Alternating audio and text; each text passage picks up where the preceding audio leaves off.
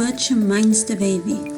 One evening, along about 7 o'clock, I'm sitting in Mindy's restaurant, putting on the gefilet fish, which is a fish I'm very fond of, when it comes 3 parties from looking wearing caps as follows: Leader Isidore and Spanish John. Now, these parties are not such parties as I will care to have much talk with, because I often hear rumors about them that are very discreditable, even if the rumors are not true.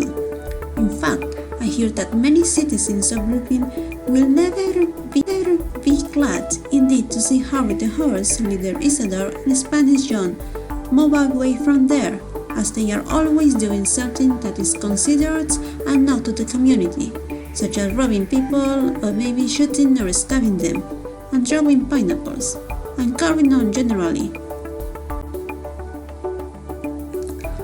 I'm really much surprised to see these parties on Broadway, as it is well known that the Broadway couples just naturally love to shop such parties around. But there they are in Mindy's, and there I am, so of course I give them a very large hello, as I never wish to see me hospitable, even to Brooklyn parties. Right away they come over to my table and sit down, and Leader Isidore reaches out and spears himself a big hunk of my gefilet fish with his finger. I overlook this as I am using the only knife of the table. Then they all sit there looking at me without saying anything, and the way they look at me makes me very nervous indeed. Finally, I figure that maybe they are a little embarrassed being in a high-class spot such as Mindy's, with legitimate people around and about. So I say to them very polite, "It is a nice night." "What is nice about it?" asked Harry the horse, who is a thin man with a sharp face and sharp eyes. "Well, now that it is put up to me in this way, I can see there is nothing so nice about the night at that, and so I try to think of something else jolly to say, while Leader Isidore keeps sparring at my gefilet fish with his fingers, and Spanish John naps one of my potatoes. "Where does Big Butch live?" Harry the horse asks. "Big Butch?" I say, as if I never heard the name before in my life. Because in this man's town, it is never a good idea to answer any question without thinking it over, as sometimes you may give the right answer to the wrong guy, or the wrong answer to the right guy. "Where does Big Butch live?" I ask them again. "Yes, where does he live?" Harry the horse says, very impatient. "We wish you to take us to him." "Now, wait a minute, Harry," I say, and I am now more nervous than somewhat. I'm not sure I remember the exact house Big Butch lives in, and furthermore, I'm not sure Big Butch will care to have me bringing people to see him, especially 3 at a time, and especially from looking. You know, Big Butch has a very bad disposition, and there is no telling what he might say to me if he does not like the idea of me taking you to him. "Everything is very kosher," Harry the horse says. "You need not be afraid of anything whatever. We have a business proposition for Big Butch. It means a nice score for him, so you take us to him at once, or the chances are I will have to put the arm on somebody around." Well, as the only one around there for him to put the arm on at this time seems to be me, I can see where it will be good policy for me to take these parties to Big Butch, especially as the last of my gefilet fish is just going down Leader Isidore's gullet, and Spanish John is finishing up potatoes, and is dunking a piece of rye bread in my coffee, so there is nothing more for me to eat. So I left them over into West 49th Street, near 10th Avenue, where Big Butch lives on the ground floor of an old brownstone front house, and who is sitting out on the stoop but Big Butch himself. In fact, everybody in the neighborhood is sitting out on the front stoop over there, including women and children, because sitting out in the front stoop is quite a custom in this section. Big Butch is spelled down to his undershirt and pants, and he has no shoes on his feet, as Big Butch is a guy who loves his comfort. Furthermore, he's smoking a cigar, and laid down the stoop beside him on a blanket is a little baby with not much clothes on. This baby seems to be asleep, and every now and then Big Butch fans it with a folded newspaper to shoo away the mosquitoes that wish to nibble on the baby. These mosquitoes come across the river from the Jersey side on hot nights, and they seem to be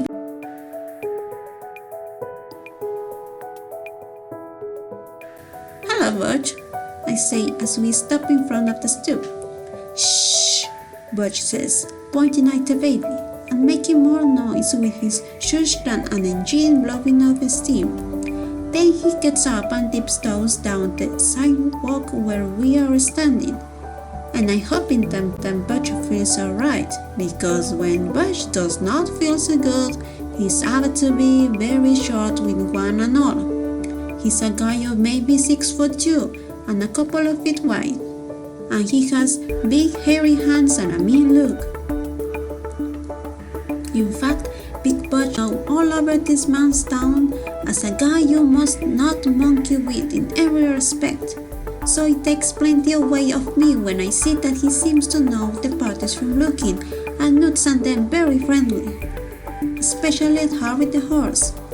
And right away Harry stated some most surprising proposition to Big Butch.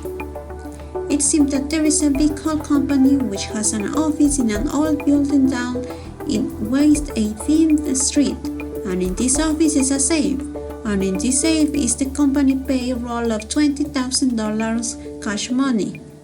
Harry the horse knows the money is there because a personal friend of his who is the paymaster for the company puts it there late this very afternoon.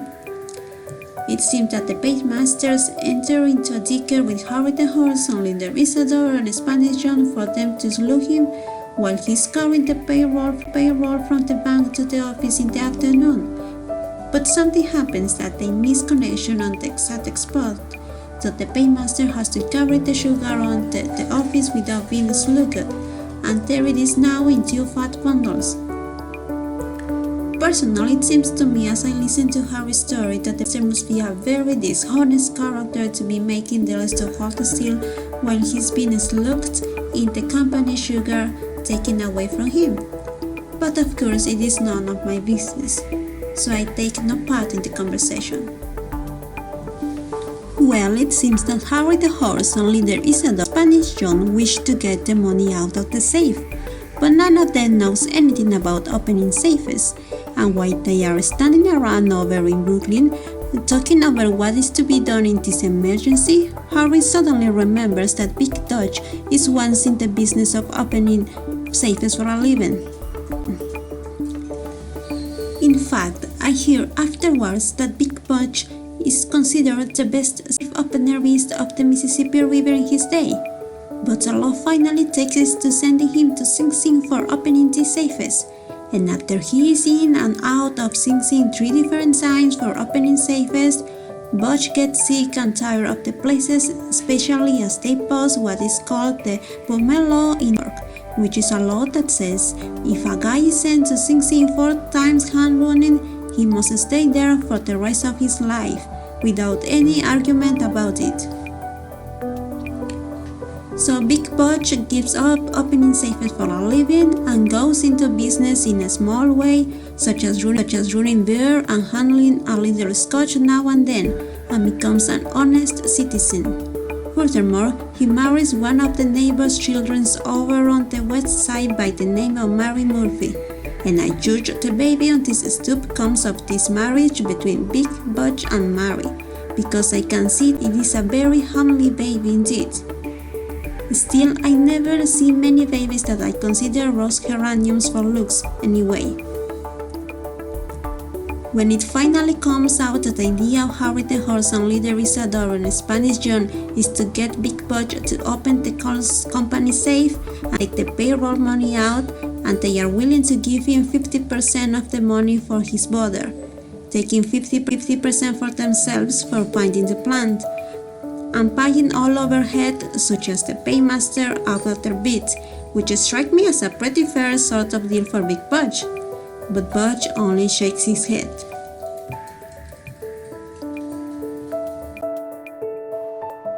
It is old-fashioned stuff, Butch says. Nobody opens big boxes for a living anymore. They make the boxes too good, and they're all wired up with alarms and are a lot of trouble generally.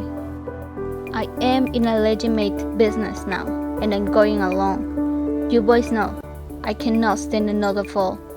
What with being away 3 times already, and in addition to this, I must mind the baby.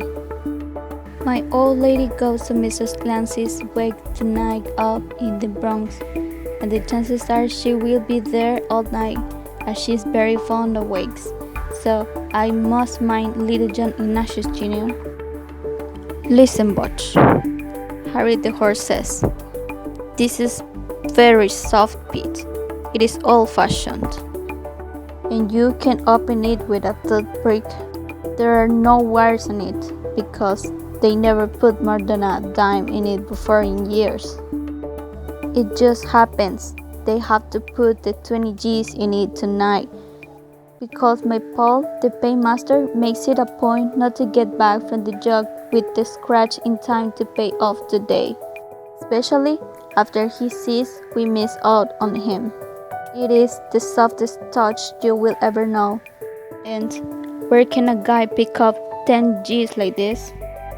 I can see that Big Butch is thinking that 10 G's over very seriously.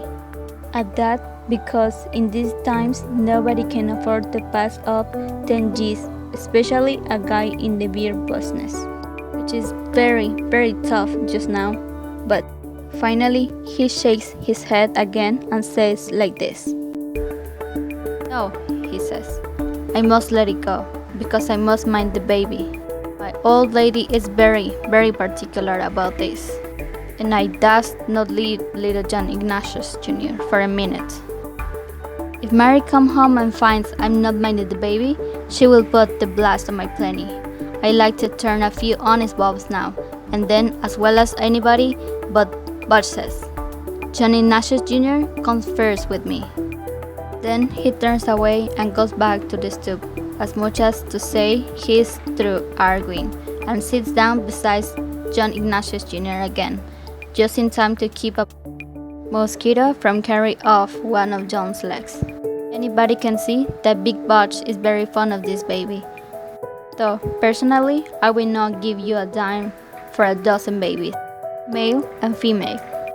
Well, Harry the horse and little Isadore and Spanish John are very disappointed, and stand around talking among themselves, and paying no attention to when all of a sudden, Spanish John, who never has much to say up to this time, seems to have a bright idea. He talks to Harry and Isadore, and they get all pleasured up over what he has to say. And finally, Harry goes to Big Butch. Shh, Big Butch says, pointing to the baby as Harry opened his mouth. Listen, Butch, Harry says in a whisper. We can take the baby with us, and you can mind it and work too, right? Big Butch whispers back. This is quite an idea indeed. Let us go into the house and talk things over. So he picks up the baby and lets us into his joint, and gets out some pretty fair beers, though it is needled a little, and we sit around the kitchen chewing the fat in whispers. There is a crib in the kitchen, and Butch puts the baby in the crib, and it keeps on snoozing away first rate while we are talking.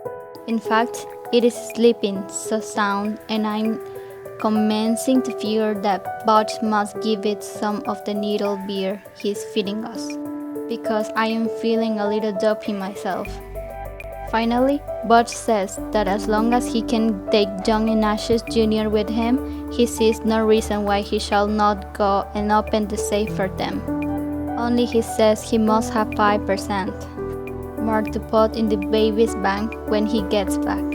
So as to round himself up with his ever-loving wife in case of a beef from her over keeping the baby out in the night air. Harry the horse says he considered this extra 5% a little strong. But Spanish John, who seems to be a very square guy, says that after all, it is fair to cut the baby in it if it is to be with them when making the score. And little Isadore seems to think this is all right too. So Harry the horse gives it and says 5% it is. Well, as they do not wish to start out until after midnight, as there is plenty of time, Big Butch gets out some more needle beers, and then he goes looking for the tools with which he opens safe, and which he says he does not see since the day John Ignatius Jr. is born, and he gets them out to build the crib. Now, this is a good time for me to bid one and all farewell, and what keeps me there is something I cannot tell you to this day. Because, personally, I never before have any idea of taking part in a safe opening, especially with a baby, as I consider such actions very dishonorable. When I come to think over things afterwards, the only thing I can figure is the needle beers. But I wish to say I am really very much surprised at myself when I find myself in a taxi cab, along about 1 o'clock in the morning with these Brooklyn parties and Big Butch and the baby. Butch has John Ignatius Jr. rolled up in a blanket, and John is still pounding his ear.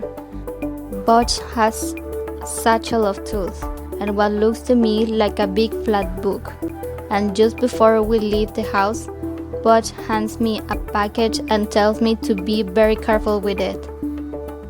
He gives little Isadore a smaller package, which Isadore shoves into his pistol pocket. When Isadore sits down in the taxi, something goes wah wah like a ship, and Big Butch becomes very indignant because it seems Isadore is sitting on John Ignatius Jr. doll, which says Mama when you squeeze it. It seems Big Butch figures that John Ignatius Jr. may wish something to play with in case he wakes up, and it is a good thing for little Isadore that the Mama doll is not squashed, so it cannot say Mama anymore, or the chances at little Isadore will get a good bust in the snoot. We let the taxi cab go a block away from the spot we are headed on in West 18th Street, between 7th and 8th Avenues. Walk the rest of the way 2 by 2. I walk with Big Butch carrying my package, and Butch is lugging the baby, and his satchel, and the flat thing that looks like a book. It is so quiet down in West 18th Street at such an hour that you can hear yourself think. And, in fact, I hear myself thinking very plain that I am big sap to be on a job like this, especially with a baby, but I keep going just the same, which shows you what a very big sap I am indeed. There are very few people in West 18th Street when we get there, and one of them is a fat guy who is leaning against a building almost in the center of the block, and who takes a walk for himself as soon as he sees us. It seems that this fat guy is the watchman at the coal company's office, and is also a personal friend of Harry the horse, which is why he takes the walk when he sees us coming. It is agreed before we leave Big Butch's house that Harry the horse and Spanish John are to stay outside the place as lookouts, while Big Butch is inside opening the safe, and that little Isadore is to go with Butch. Nothing whatever is said by anybody about where I am to be at any time, and I can see that no matter where I am, I will still be an outsider.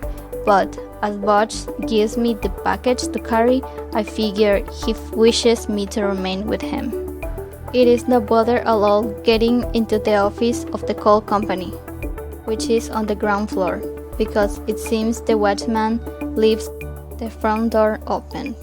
This watchman being a most obliging guy indeed. In fact, he is so obliging that by and by he comes back and let Harry the horse and Spanish John tie him up good and tight, and stick a handkerchief in his mouth, and chuck him in an areaway next to the office. Nobody will think he has anything to do with opening the safe in case anybody comes around asking. The office looks out on the street, and the safe that Harry the horse and little Isadore and Spanish John wish Big Butch to open is standing up against the rear wall of the office facing the street window. There is one little electric light burning very dim over the safe, so that when anybody walks past the place outside, such a watchman, they can look in through the window and see the safe at all times, unless they are blind. It is not a tall safe, and it is not a big safe, and I can see Big Butch grin when he sees it. So I figure this safe is not much of a safe, just as Harry the horse claims. Well, as soon as Big Butch and the baby and little Isadore and me get into the office, Big Butch steps over to the safe and unfolds what I think is the big flat book. And what is it with a sort of screen painted on one side to look exactly like the front of a safe? Big Butch stands this screen up on the floor in front of the real safe, leaving plenty of space in between. The idea being that the screen will keep anyone passing in the street outside from seeing Butch while he's opening the safe, because when a man is opening a safe, he needs all the privacy he can get.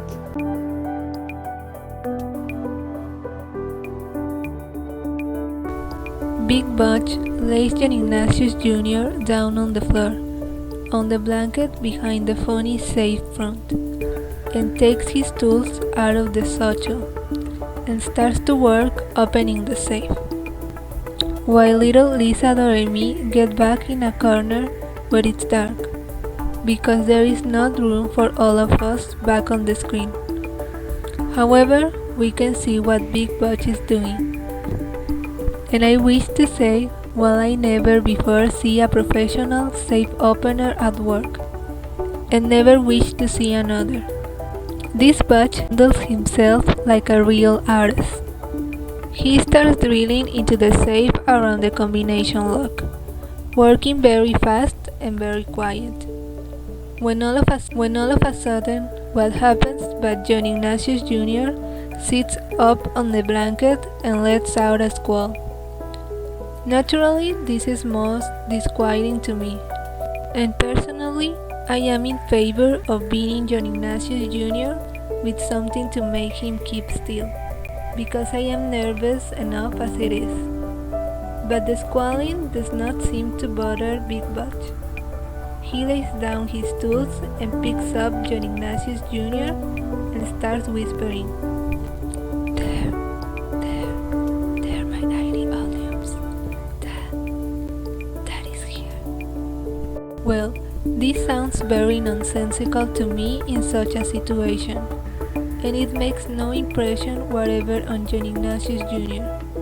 He keeps on squalling, and I judge his squalling pretty loud, because I see Harry the horse and Spanish John both walk past the window and look in very anxious. Big Butch jiggles John Ignatius Jr. up and down and keeps whispering baby talk to him, which sounds very undignified coming from a high-class safe opener. And finally Butch whispers to me to hand him the package I am carrying. He opens the package, and what's in it but a baby's nursing bottle full of milk. Moreover, there is a little tin stew pan, and Butch hands the pan to me and whispers to me to find a water tap somewhere in the joint, and fill the pan with water. So stumbling around in the dark in a room behind the office. and bark my shins several times before I find a tap and fill the pan.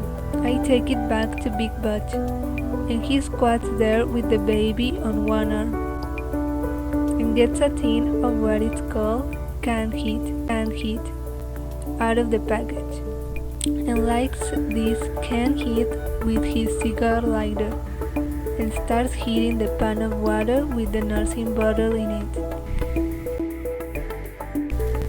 Big Butch keeps sticking his finger in the pan of water while it is heating, and by he puts the rubber nipple of the nursing bottle in his mouth, and takes a pull at it to see if the milk is warm enough, just like I see dolls who have babies do. Apparently the milk is okay, as Butch hands the bottle to John Ignatius Jr., who grabs hold of it with both hands and starts sucking on the business end. Naturally, he has to stop squalling, and Big Butch goes to work on the safe again, with John Ignatius Jr. sitting on the blanket, pulling on the bottle and looking wiser than a tree full of owls. It seems the safe is either a tough job that anybody figures, or Big Butch tools are not so good, what with being old and rusty and used for building baby cribs, because he breaks a couple of drills and works himself up into quite a sweat without getting anywhere. Butch afterwards explains to me that he is one of the first guys in this country to open safes without explosives.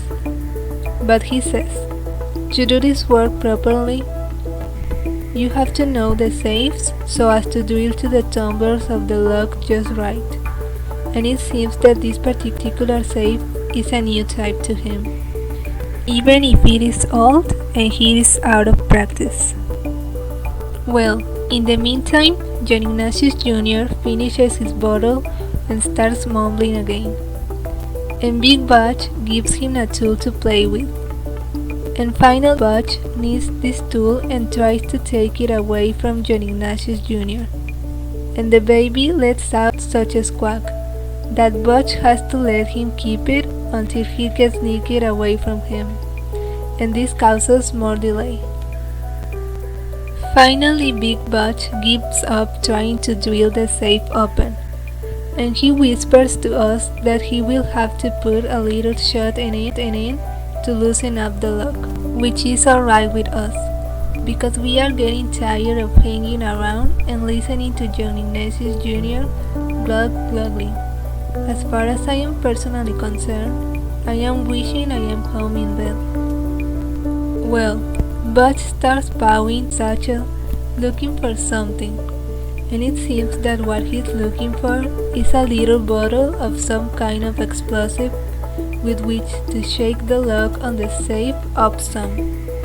And at first he cannot find this bottle, but finally he discovers that John Ignatius Jr. has it, and is gnawing at the cork, and Butch has quite a battle, making John Ignatius Jr. give it up.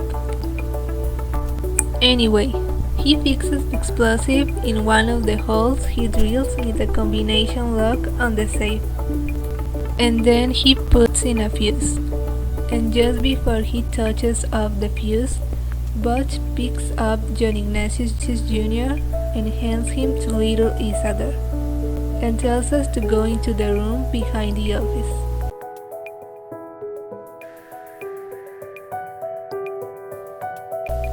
John Ignatius Jr. doesn't seem to care for little Isador, and I do not blame him at that, because he starts to squirm around quite some in Isador's arms, and lets out a squall.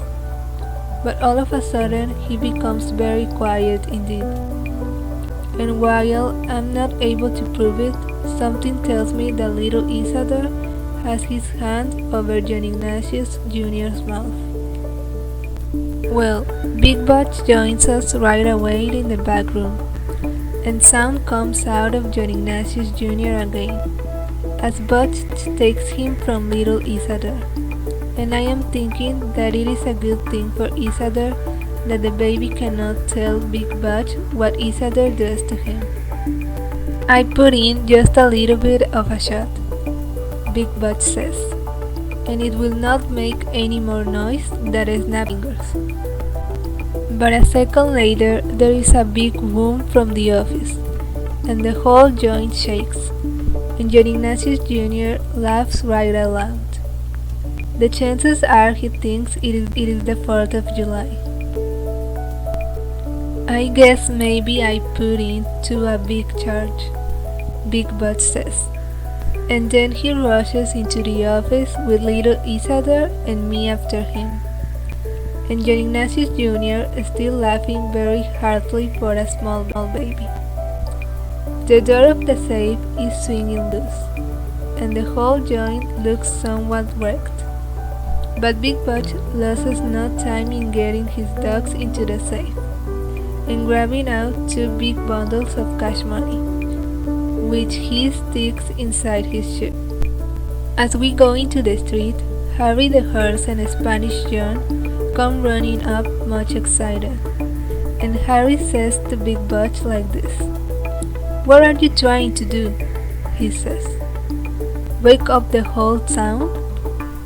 "Well," Butch says, "I guess maybe the charge is too strong at that, but nobody seems to be coming, so you and Spanish John walk over to 8th Avenue, and the rest of us will walk to 7th. And if you go along quiet, like people minding their own business, it will be all." But I judge little Isadore is tired of John Ignatius Jr.'s company by this time, because he says he will go with Harry the horse and Spanish John. And this leaves Big Butch and John Ignatius Jr. and me to go the other way. So we start moving, and all of a sudden, 2 cops come tearing around the corner which Harry and Isadore and Spanish John are going. The chances are the cops hear the earthquake Big Butch lets off and are coming to investigate. But the chances are too that if Harry the horse and the other 2 keep on walking along very quietly like Butch tells them to do, the coppers will pass them up entirely, because it is not likely that coppers will figure anybody to be opening safes with explosives in this neighborhood. But the minute Harry the horse sees he loses his nut, and he outs with the old equalizer and starts blasting away. And what does Spanish John do but get his out? 2 and up and up. The next thing anybody knows, the 2 coppers are down on the ground with slungs in them. But other coppers are coming from every which direction, blowing whistles and doing a little blasting themselves. And there is plenty of excitement, especially when the coppers who are not chasing Harry the horse and little Isadore and Spanish John start poking around the neighborhood and find Harry's paw, the watchman, all tied up, nice and tight, where Harry leaves him. And the watchman explains that some scoundrels blow open the safe he is watching.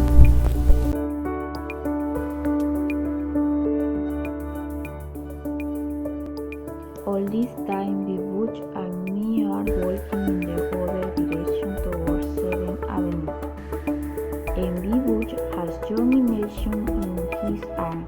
And John Ignatius is not quite very looking deep. The chances are he's still thinking of the big plumes, but they will tickle him so, and is wishing to get some more plumes. Anyway, he's bathing his own best record for squalling, and as we go walking along, Big Butch said to me like this, "I does not run," he says, "because if any coppers set me running, they will start for fear at me, and maybe he John Ignatius Jr. and besides running will juggle the me happen and make him sick. My old lady always warned me never to juggle young Nation Junior when he is full of me.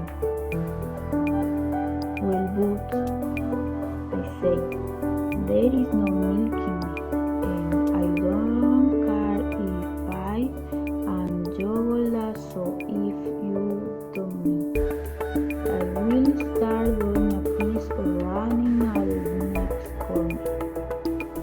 But just around the corner of 7th Avenue toward we are having comes 2 or 3 coppers with a pizza served with them, and one of the coppers who is aside of the breath as if he has been doing plenty of drinking, is explaining to the surgeon that somebody blows a safe down the street and shoot a couple of coppers in the getaway. And there is Big Butch with young Nation Jr. in his arm and 20 G's in his shirt from an attack recon behind him, walking right up to them. I'm feeling very sorry for Big Butch and very sorry for myself too. I'm saying to myself that if I get out of this, I will never associate with anyone but ministers, so this gospel is long as alive. I can't remember thinking that I'm getting a better rate than Butch at that, because I will not have to go to sin for the rest of my life. Like him. And I also remember wondering whether we give young Nation Junior who's still tearing of this squad with we would say there, Daddy City loves them. I hear one of the coppers say to the fat surgeon, we better name these guys. They may be in on this. Well, I can see is goodbye to Butch and young Nation Jr. and me, as the fat surgeon stepped up to be Butch. But instead of putting the arms on Butch, the fat surgeon only points at young Nation Jr. and asks very sympathetic, "Tipped?" "No," Big Butch say, "not thick. Colic. I just get the doctor here a dove bed to do something for him. And we are going to a drugstore to get some medicine." Well, naturally, I'm very much surprised that this is staying, because of course I'm no one doctor, and if young Nation Jr. has called its service in right, but I'm only hoping they don't ask for me degree. When the fat surgeon says, "Too bad, I know what is. I got 3 of them at home," but he says it acts more like it's thick than colic. Then as Big Butch and young Nation Jr. and me go on about our business, I hear the fat surgeon say to the copper, very sarcastic, "Yes, of course a guy is out blowing safe with a baby in his arms. You will make a very detective, you will." I don't see Big Butch for For several days after I left, Harry the horse, a little Isador, and Spanish John get back to the Brooklyn alright. He said they are a little nicked up here and there from the slow. Coppers toss at them, while the coppers the cliffs are not amazed so very much. For the more the chances are I will not see the Butch for several years. If it's left to me, but he comes looking for me one night, and he seemed to be all pleasured about Sunday.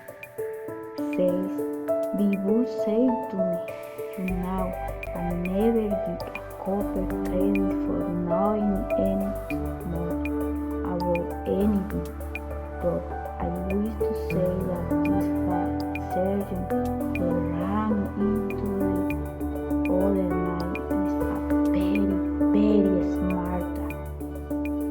He's right about it, being thick that is hating Johnny Mission Jr. for what happened yesterday when John cooks his first duck.